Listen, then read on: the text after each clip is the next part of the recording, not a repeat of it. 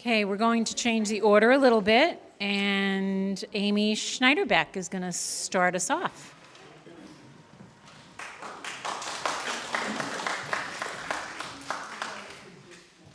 Okay. So I wrote these for Jane Seitel's class that's ongoing right now. They don't have titles. A leather-bound storybook open to page 38. Our heads plunk deep into the pillows. Mom, what if we got tangled together? His toothpaste-tinged tongue secrets the words into my ear. Our hair a haze of fuzzy angel's halos that touch. I don't think that could happen, I say. I hope it does, he whispers. A frothy tenderness fills my chest.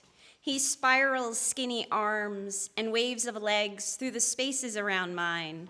Limbs torque in a sporting effort to tie together. Let's tangle our hair next, he says. Our foreheads lean nearer. He pulls my shorter than princess-length curls through his just shampooed porcupine spikes. If we stayed like this, I'd have to miss school, he grins. Or I'd have to go with you, I smile. Velvet laughter barges into this domain of bedtime banter, a spigot that can't be plugged. Thank you. Do I have time to read another one, or is that too long? Yeah? I don't know. I know we're supposed to, okay. I'll read the second one. Your eyes ease open for your 3 a.m. habit. The wind wheels and wallops rain against the loose wood siding. You hear a haiku of taps on the roof. Must be the grove of overhanging oaks. The night outside grumbles, and your disturbed terrier growls, hackles raised. You give him a reassuring pat to quell his nerves when your workout begins. Limbic gymnastics. It seems logical at first. Did you remember to shut the chickens in? Is there a bear groping at their coop door? Unlikely in all this rain. This is a lot of rain. How much more will come? Will the groundwater seep into the basement? Will gullies gut your driveway? You recognize this groove and haggle with the intruders. It's all going to be fine. It's not rational, you gather. You remember your breath. Breathe in, breathe out, breathe in. Bring yourself present.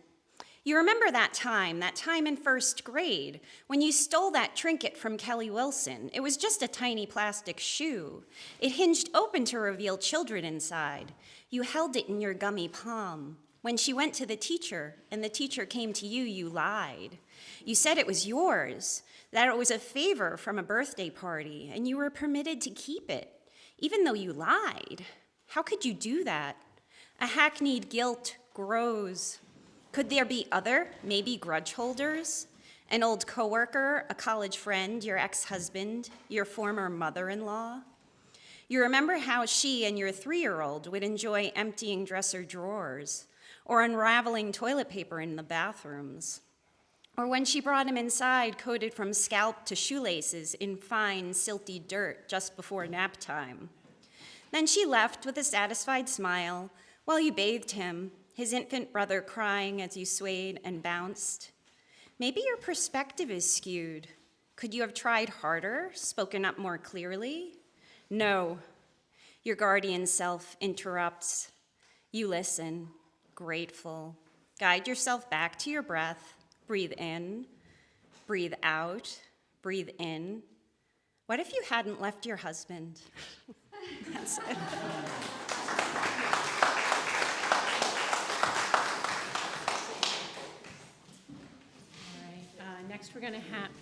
Next we're going to have Rose Conrath.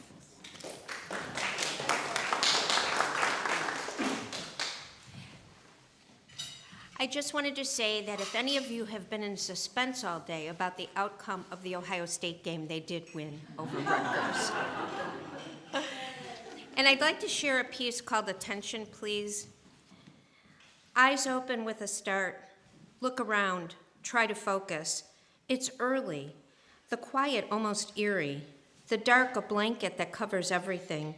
Not even a sliver of moonlight visible through the blinds. Warm in my bed, I savor the silence. Stay still. Prolong the peace. Remain in this space. Wakefulness creeps in, an unwanted visitor who changes the mood. Reach for my phone, check the news. Back to reality with a smack. War, more war, invasion, humanitarian crisis, intensified strikes, kill and be killed, double standards, demonstrations pro this and anti that, irretractable, Congress in chaos, have a good day. Skip the local news and the weather. Close my eyes, catch my breath, burrow into the cocoon that is my bed, no longer comforting. Migrants, refugees, the homeless, guilt for my comfort. Get up and get going. The weight of the world's suffering consumes me, steals my strength, slows me down.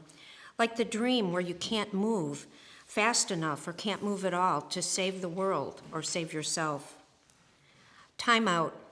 Agitated and aimless. Grab a sweatshirt, flashlight, and head outdoors in this still dark morning. The air snaps me to attention, cool yet mild, inviting. Birdsong and unexpected delight. Step a little lighter, move a little faster. Approach the wooded area that invites me in, offers respite in every season. Daylight dawns muted, dreary, gray. The earthen path now a soft carpet of fallen leaves, red, orange, brown, and a bit of yellow. Soft, damp, only a little crunch underfoot. Sunlight breaks through the haze and clouds. Yellows and oranges brighten, interrupted only by the graffiti now visible through the half-naked trees. Mostly nonsense words and pictures, and then a large and clear SOS. In the distance, a dark witch-like figure stands erect, arms raised toward the sky.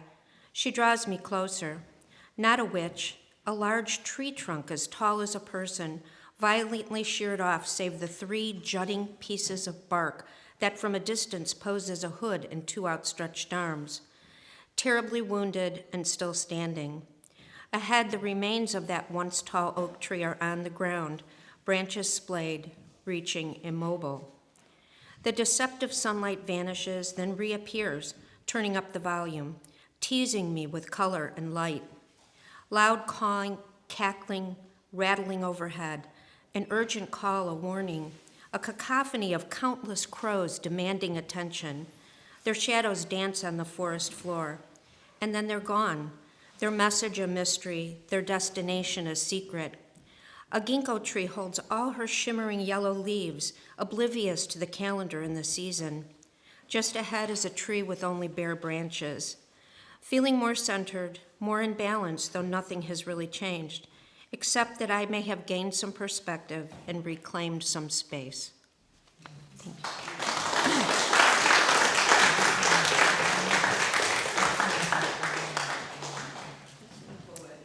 Next up is Randy Hoffman.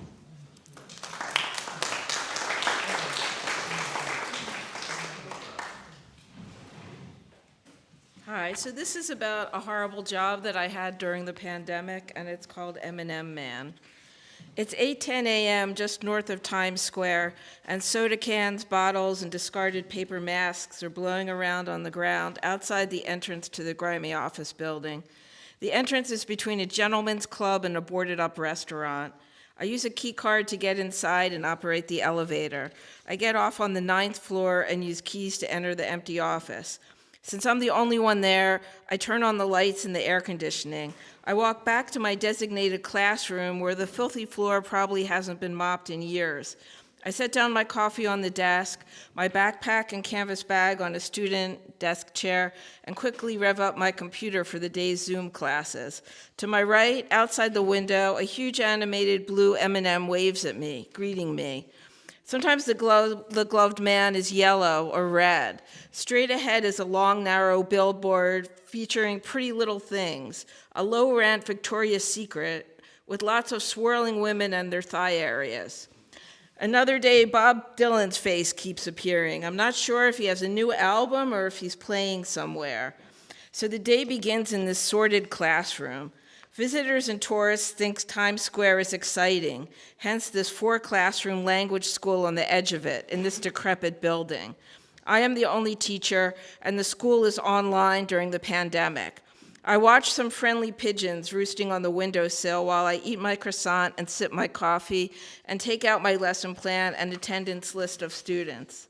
In the empty classroom, the students are black boxes on a screen, never showing their faces. This morning, Besnik arrives first. He's Albanian with a master's degree in business from Baruch College, but he works as a bartender in a fancy restaurant in the Bronx. He's here because he needs a student visa to be able to stay in the United States. That's the reason for this school's existence. Education is beside the point.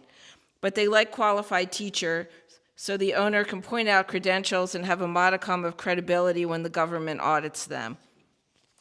So I argue about politics with Besnik for a while.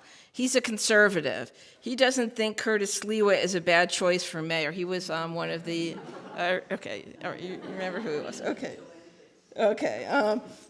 But I explain he doesn't have a chance. The Democratic primary is the big event here, not the general election.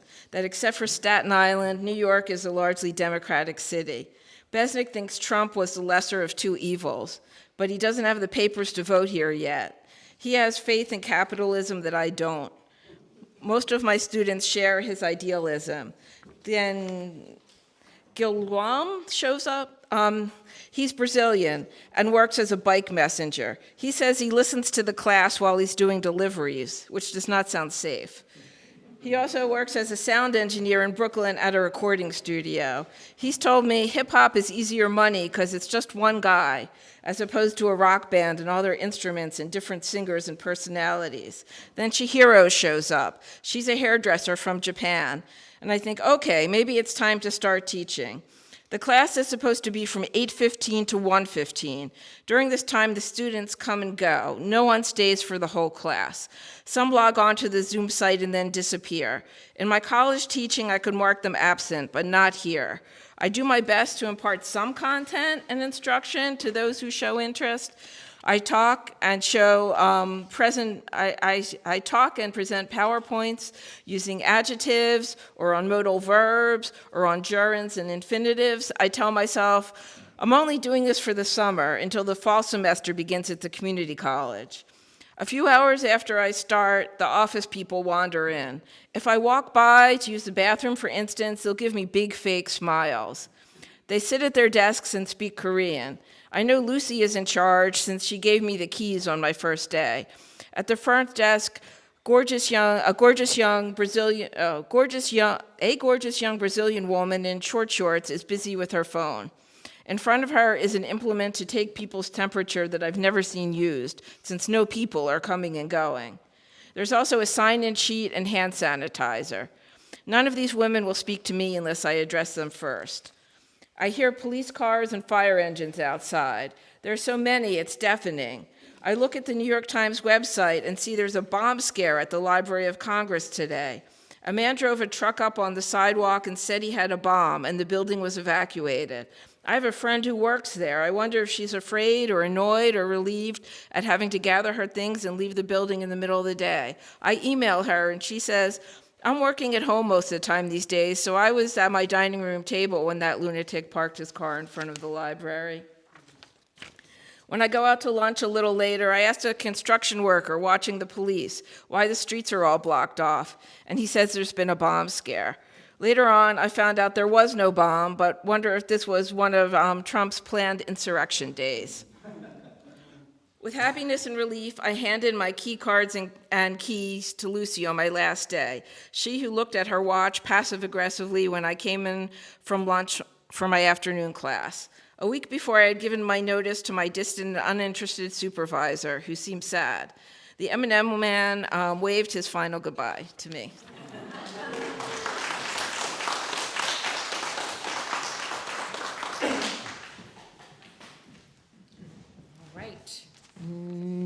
Next up is Jason Fromm.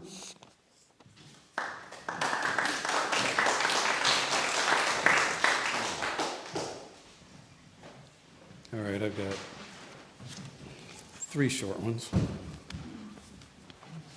Very different.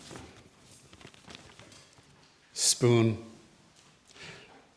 The moonlight creeps into our room, an autumn chill, not cold enough for a fire, as it's been so many nights before. And I recall the time when sleep was warm. I lay on my left side and realized all too soon that you are not in that space that is always reserved for you. This would be the time when we would mold into one, the curve of your legs fitting perfectly aside mine. This is when I would run my hand gently along your thigh, and once again I would be surprised. Your skin is so amazingly soft, and I would say it out loud to you every night as if it were the first. I roll on my right side and wait to feel you press yourself against my back, your legs too short to shadow mine.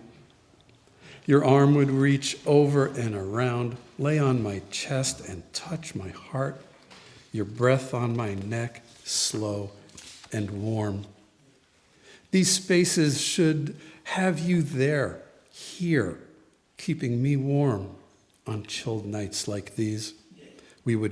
On chilled nights like these, when we would leave the window open just enough to cool the room, and it would push us even closer to keep us warm. But tonight I tuck in all the blankets all around, a tight cocoon, so I can be warm on these chilly nights. Tonight I am alone, without your spoon, nesting in mine.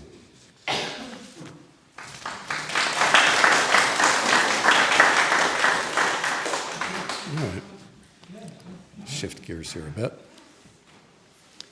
Today, nothing is going quite right. Shouldn't I line those things up by size and color so my life will be easy and without disorder? Today, I'm not very together, and life is not flowing. Things are getting done somehow, but not how I've done them before. I forgot the bread in the toaster, and now it's too late. The omelet is finished and hot. Where is my fork? The butter is still frozen, and now the toast is burned. Do I have my books, my pen, and my pencil? Where is my confidence and my certainty? Perhaps I'll find them next to the cat food dish that I put into the refrigerator, or the socks that I put in the kitchen drawer.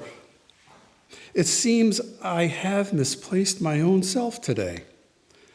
Like the milk I left on the counter, or the key to my locker, which I left. Where is the key to my locker? My pants are sliding down without their belt. At least I'm wearing my lucky shirt, although I've managed to button it up using all the wrong holes. I have my sunglasses, but I left my reading glasses at home. So what has happened to my coordination? Where is my system and my routine? Maybe all of these things that are parts of me I've left back in my bed, which I should never have left in the first place.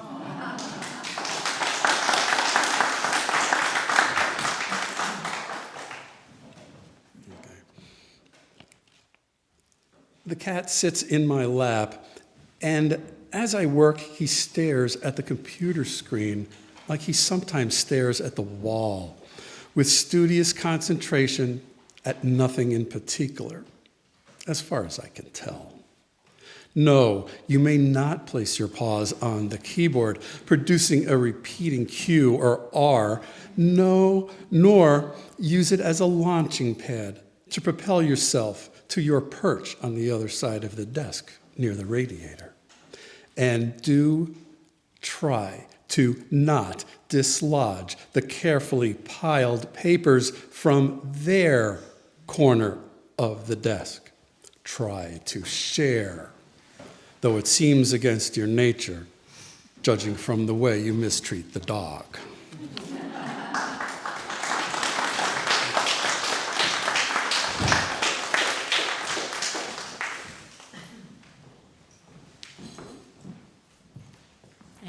next we have Angie Soma.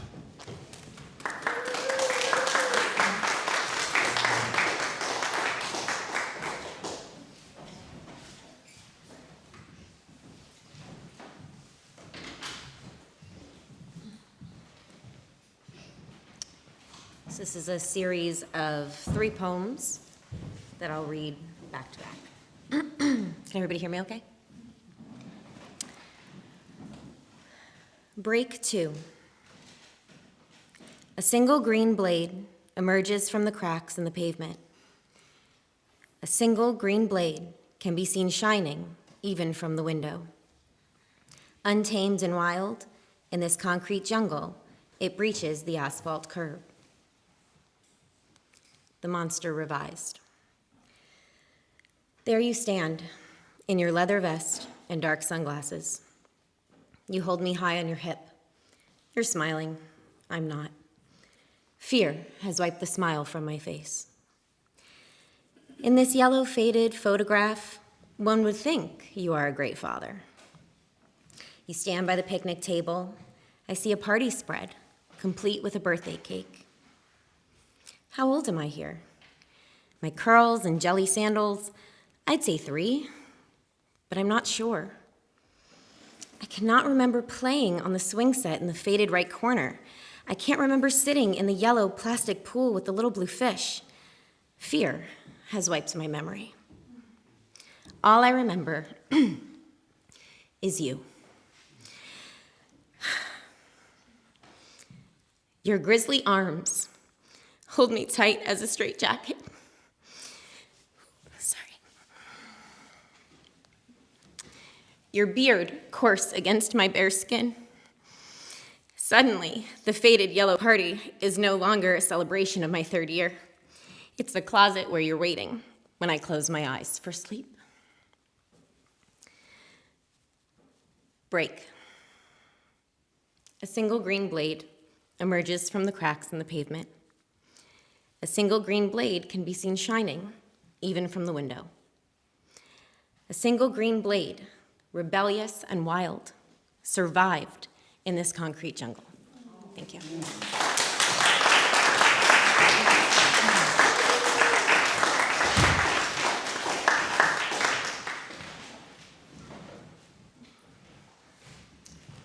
And next we have Jesse Hilson.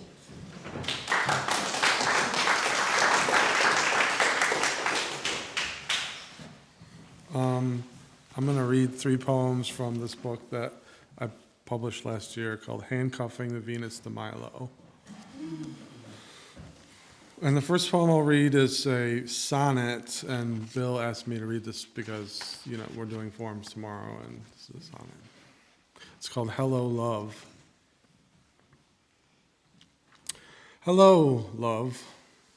You are personified as the ideal that all make cases to, all saying, smile on me, or take my side, as if a judge in robes with gavel who gives verdicts for a bailiff to enforce could find in favor of those plaintive jerks. It's more akin to lotteries, of course. The online dating churn, whatever works. I write this poetry of love with none in mind. I wouldn't want to be so bitter as to frame with thorns a special one, only to resent the pinpricks later. I sometimes wonder if I am a quitter. Better that than lover turned to hater.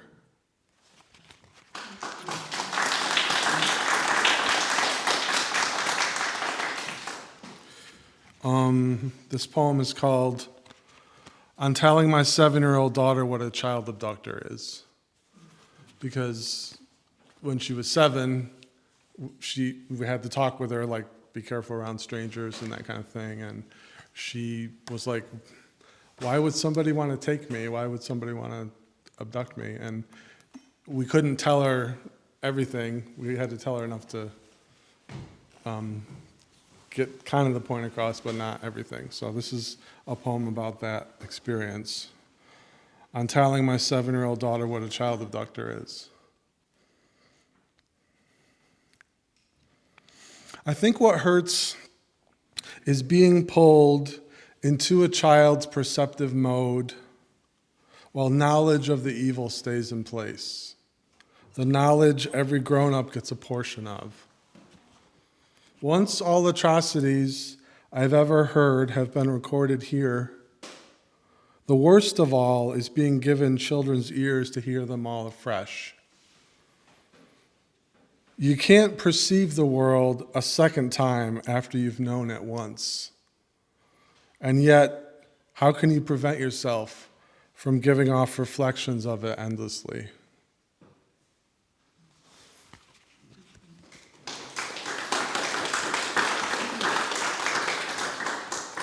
And then the last poem I'll read is called As Sheaths of Her Myelin Fade. I knew somebody once who had multiple sclerosis, and with multiple sclerosis, the sheaths on your neurons, I guess, which are made of myelin, start to deteriorate. And this is a poem about that. And it has an epigraph, or epigram, I'm never sure, epigram. And it reads, "Only the hand that erases can write the true thing," by Meister Eckhart. Without your knowledge, you began omitting words like think and know from the paragraphs of your emails. What do you about that? Every time I laugh. I feared all verbs to do with cognition would dissolve in tandem with the brain cells of their writer. The send button can be so permanent. You told me you wished you could press it with less thoughtfulness. What less and less of thinking would have done for us? Fewer searches for errors buried in the threads. Less backtracking through all the messages concealed above the screen. How many knots of thought would we have made taut if we simply could have lifted a finger, touched the other's arm again, the way you did mine in that darkened museum? If I had thought more quickly, I'd have shared with you a secret I have touched for years, like a golden Buddha, rubbed for luck while hidden in its perforated stupa. The secret is this: a different brazier inside my mind is lit up every night. And most of those fires love you. Whose silhouette is in that photo you attached? It's the silhouette of a person caught in the trough between two sobs. Had you forgotten, my sweetheart, that until the necessary moisture gathers, a tear remains in place, never hits the tipping point that makes it tickle down your cheek? But to be fair, I can't decide whether that teardrop might be your heart's replica of the succinct meteor arc, or whether tears are instead a fixative for time's receding watercolors. Thank you.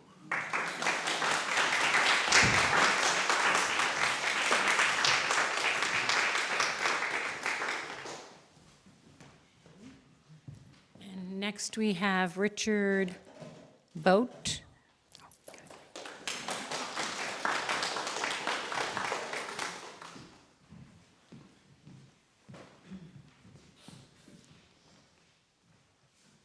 Immortality. For over 40 years, Jeannie was the love of my life. She was my wife, partner, cheerleader, critic, and energetic travel companion. Jeannie was my caregiver for the entire year after I shattered my leg. And in her last role, she was my caregivee. Then on December 14th, 2019, she died. Well, partially. David Hawkes, professor of neuroscience at Berkeley, posits that we all die 3 times. The day our hearts stop beating, the day the last person who ever knew us passes away, and finally the day our name is spoken or appears somewhere for the last time. The day our hearts stopped beating. Jeannie definitely qualifies for that first criteria. She peacefully stopped breathing that day at 5:45 a.m. The day the last person who ever knew us passes away. For now, the long list of friends and family are keeping Jeannie alive. She wove a fabric of countless souls throughout a lifetime of caring and serving. Still, all of her family, friends, acquaintances, and of course I, will one day go the way of all flesh. When the last of us expires, Jeannie's second death will have come to pass too. The day our name is spoken or appears somewhere for the last time. As for her third death, it's hard for me to imagine anyone who never knew her speaking her name. I suppose it's possible that 50 years from today, a great-great-niece looking at a yellowing photo might ask her mother, "Mommy, is that you as a baby?" "Yes, dear, and that was my great-great-aunt Jeannie holding me. I never knew her, but her beauty is legendary in our family." That sounds kind of far-fetched to me, but there might be another way for forestalling Jeannie's third and final death, the recurrence of her name. As her executor, I was encouraged to obtain numerous raised seal copies of Jeannie's death certificate, since I would soon be dealing them out like a blackjack dealer in Vegas. Her will, Social Security, Medicare, pensions, 401k, IRS, local, state, and federal governments all seem to require one, sometimes two. And there were a multitude of vendor accounts that were in her name, including Apple, Amazon, and the AAA, just to name a few. At least Lord & Taylor took care of itself. And luckily, in Jeannie's case, there was no need to notify a parole officer. I hear they can be notoriously skeptical. Sometimes closing these accounts were an emotional burden. Having Jeannie's name removed was one more reminder that she'd left me behind. And then there were the companies that fought me. Expedia continues to ask Jeannie's reviews of the hotels where I stay alone. Ceaseless ads for new credit cards promise her deals that are once in a lifetime. While I contributed to the same charities as Jeannie always did, they never stopped asking, why wasn't she still continuing her long-standing annual gifts? Make no mistake, I was devastated by Jeannie's death. Yes, she had been sick a long time, and no, her leaving was not a surprise. Still, it triggered an avalanche of emotions. Yet, in an odd way, I came to realize that some of these faceless institutions and their unawareness of the situation could actually be a small comfort to me. And well, I have to admit it, I skirted the issue a few times. Jeannie had traveled a great deal on business and had racked up a ton of frequent flyer miles. So, since United Airlines never asked about her status, I started flying using her miles. I quickly realized that Jeannie's account continued to grow based on her associated MasterCard. Every billed dollar translated to another airline mile. So I continued to charge all of our, now my, household expenses on that card. The account remained continuously active while its namesake was permanently silenced.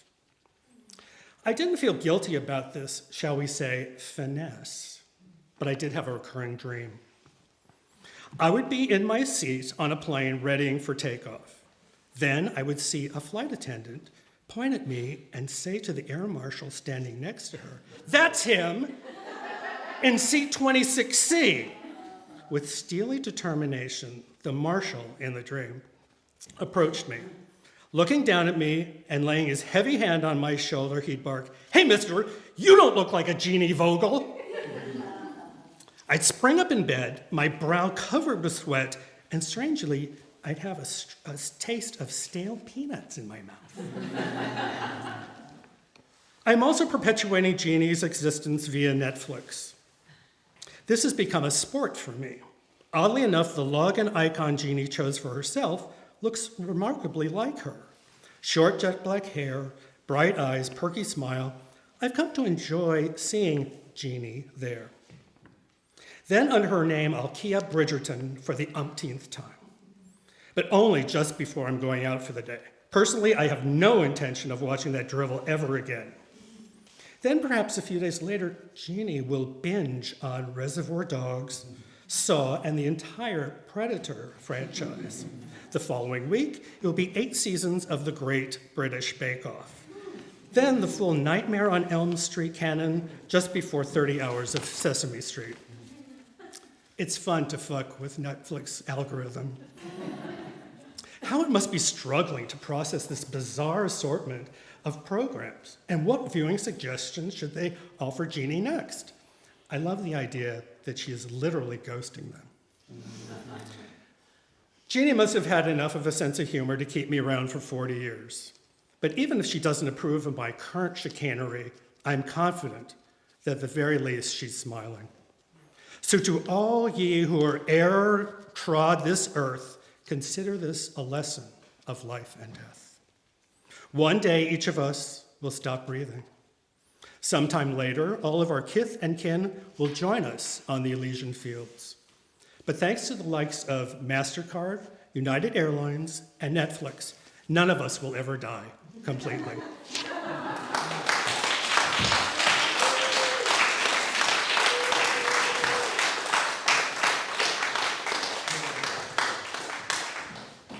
And next is Mary Ladaney.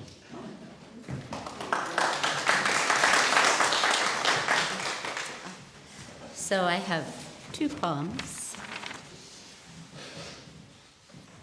I had 1, but now I have 2. Anticipation for Rita. Diving competition always took place after the swim meet, at the deep end of the pool, where the crowd grew silent. No raucous cheering from parents and coaches, no whistles, no screams. No, we tried to match our concentration to that of the divers, who walked with deliberation to the edge of the board, eyes ahead, then rise on tiptoe, bounce. I never was a diver, never attended their practice, never knew how many retreated in fear, failed in execution, admitted defeat. All I knew of these gods and goddesses was what I saw from the side of the pool where my feet dangled at ankle deep in water. I could only imagine being momentarily airborne, confident in my body, its direction, while everyone watched, waited for me to surface.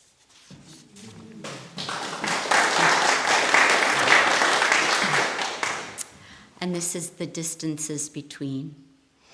Wood, fire, fire, smoke, smoke rising from ash.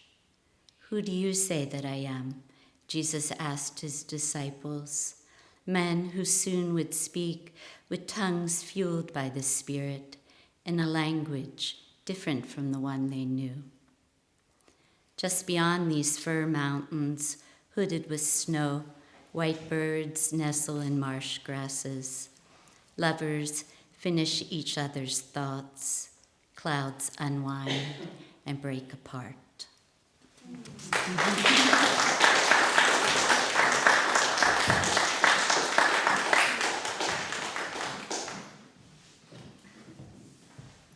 And next is Julene Waffle.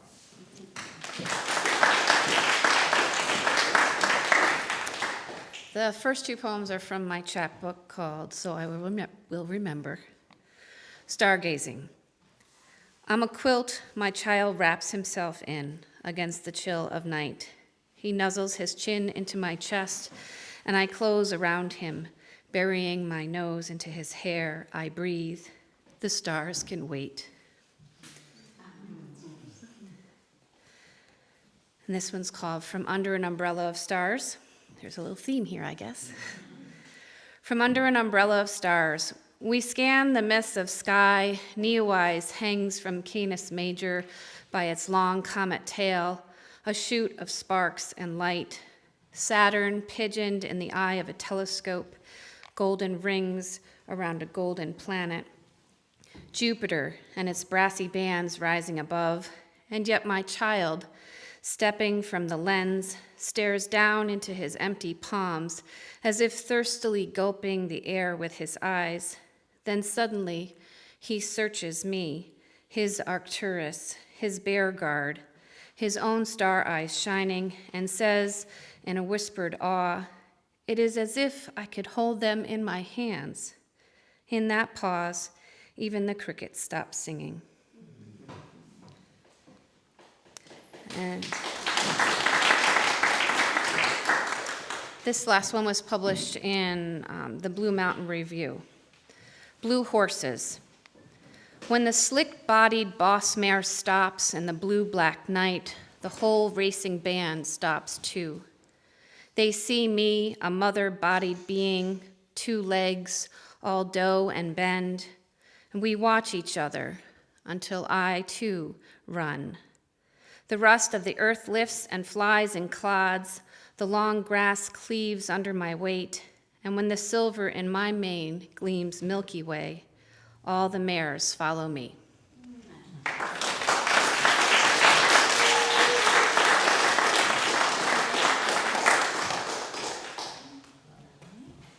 And next we have Yarrow Regan.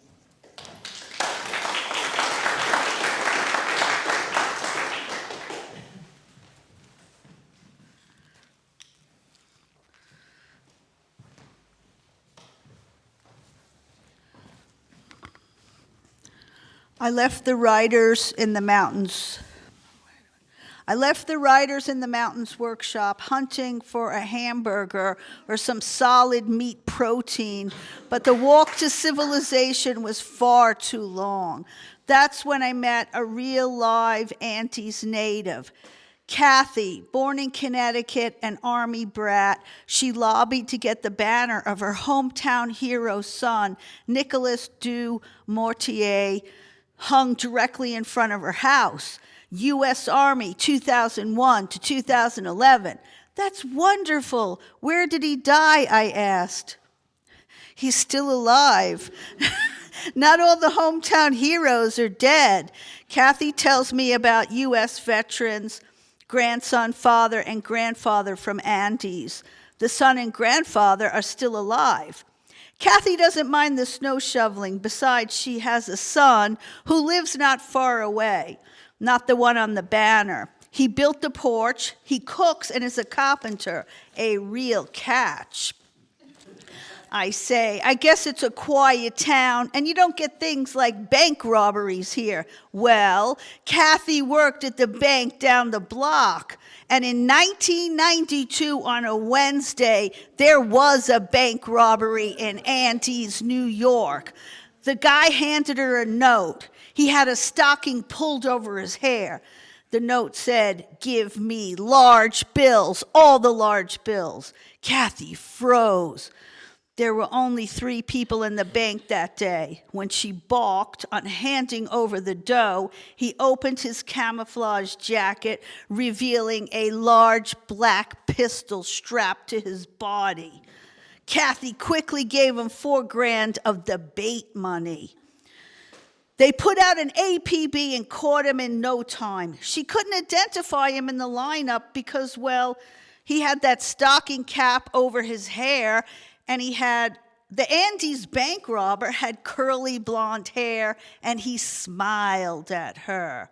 Another teller had identified him, and since he had the bait money Kathy gave him, the robber got a conviction.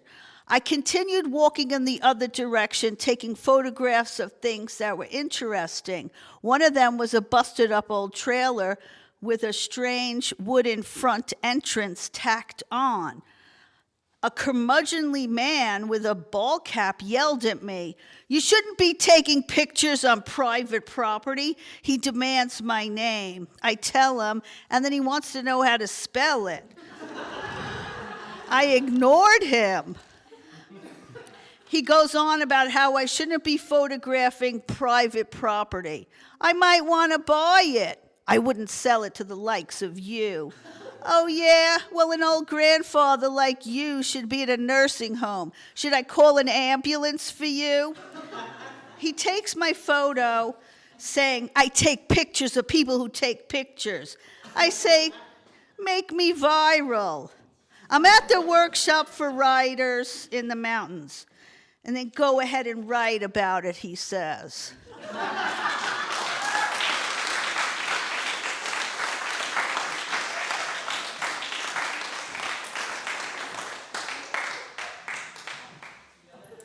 And last but not least, we have Thad Rudkowski.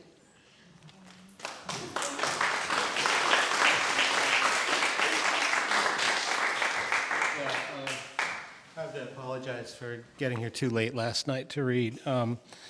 I just want to say that I've learned a lot today, and I feel like I got to know each of you a little bit. I have 3 things, 2 poems and a prose piece. This is a found poem. It's called We Would Be Thieves. Thieves. Below the layer of life that we see is a darker layer, a layer of emotional need, a layer of neediness and darkness. This layer is hidden below our sight, and you don't want to pull back the veil because you don't want to see what's there. It's too overwhelming to contemplate. In that space of boundless need, we take all we can from everyone around us. We don't ask, we just take. We are warlords in our neediness. We take without warning, like commanders in vague territories. If emotions were objects, we would be thieves. And a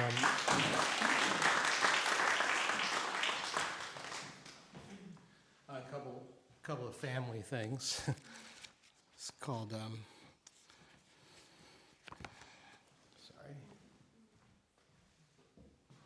it's called Empty Nest.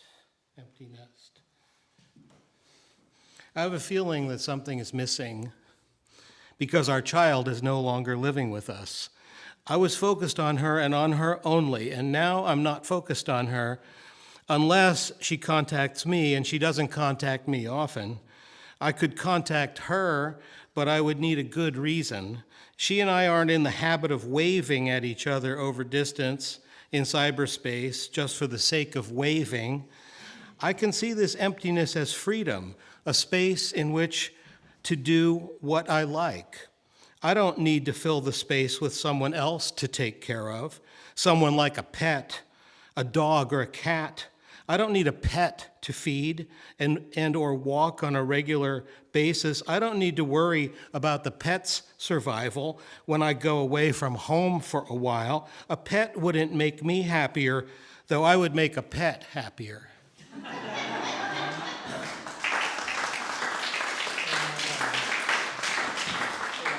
have this 2-page prose piece, another family thing. It's kind of a travel piece with some surreal elements. And this is called Finding Our Way.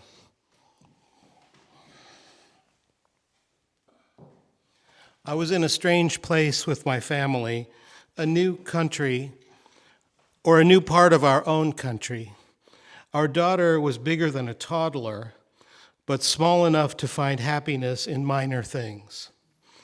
We were spending time in a park before we had to leave. It was a boys' park because it had trees for boys to climb. That is, only boys were allowed in the trees. Our daughter nevertheless had good arm strength. She could pull herself onto a horizontal branch and sit without her feet touching anything. All I could do was jump up, catch the branch with my fingers, and hang there for a few seconds before dropping off. "Do you like this park?" I asked her. "It's not a park, it's a garden," she said. I looked around and noticed the large, lush trees lining the paths, and between the trees, a carpet of grass. "It's more of a garden than a park," my wife said. Our daughter bounced up and down. She still was not allowed to climb the trees. even though there were no boys around. We saw a bulletin board that listed free activities in the city around the park. There was a hip-hop event, a comic book conference, and an astronomy workshop on the highest hill. But we wouldn't have time to do any of those things. We had a travel schedule and couldn't leave the place yet, but we couldn't do anything that involved a lot of time. We had to find something of interest in the park where there were no other children. I picked up my daughter by hooking my elbows around her knees and lifting her onto my back. She was almost too heavy, but she asked me to carry her. She extended her arms to see how high she could reach. She grabbed some low-hanging branches and released them. "Go right," she said, and I turned. "Go left." I followed her instructions but could feel strength draining from my muscles. My elbows wouldn't stay bent and my knees wouldn't stay straight. We had a long way to walk over a bridge along a road to get out of the garden called a park. There were markers, stones painted white, to show us the path. But when we got to a significant place, we would see a name etched into a boulder. "I'm getting tired," I said. "I'll have to put you down." I bent my knees so she could hop to the ground. She slid a leg over my head and found her footing immediately. The three of us held hands as we walked on a stone path. We didn't often hold hands, but we did now. This way, no one would get lost. We were walking from a shaded place to a brighter, open area. An archway stood over the path that led from one side to the other. On our side of the archway were trees and shadow. On the other were trees that opened into a clearing through which a paved walkway passed. We might not have been going far at all. We might have been heading for the avenue that bordered the park, and from there to our destination. As we approached the end of our walk, a man started to play a harmonica. I wasn't sure if he knew how to play the instrument. The reedy squawks didn't come together in a recognizable melody. The sounds were mostly noise. Perhaps they were art music. Still, I was glad for the familiar sounds. The rattle of glass objects came from another direction. I pictured a bottle collector sorting through the trash. The collector would have to dig deep to find items that were worth something. Our destination was marked with a boulder, engraved with a name. I could see the end of the path, but couldn't read the name yet. I was sure it said something that would tell us where we were, something that would tell us we had arrived. Thank you.